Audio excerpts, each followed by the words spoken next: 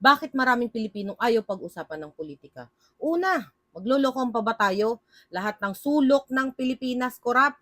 Pati Senate, puro lang naman kayo hearing, pare-parehas lang naman kayong may kamay sa kaban ng bayan. Totoo nga ang kasabihan, ang magnanakaw galit sa kapwa magnanakaw. Yung maliliit na magnanakaw nahuli pa eh. Pero paano naman yung malalaking magnanakaw? Gusto mong masira buhay mo? Pumasok ka sa politika. Malala na ang Pilipinas. Mula sa pinakamababa hanggang sa pinakamataas, pare-parehas lang. Tapos magagalit dahil may magnanakaw. Eh di ba ganun din naman kayo? Wala naman sa ating nakakalam kung anong totoo sa hindi.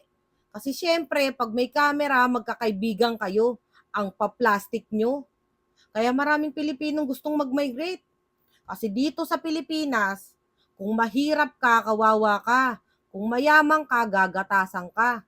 Anong karapatang mong magalit kung parehas lang din naman kayo?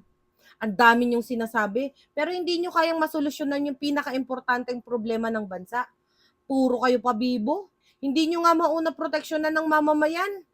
Yun na nga lang yung inihiling sa inyo ng Pilipino, hindi niyo pa maibigay. Bakit? Kasi baka kayo rin pala yung sangkot sa mga krimen nangyayari dito sa bansa. Kaya hindi matapos-tapos yung korupsyon.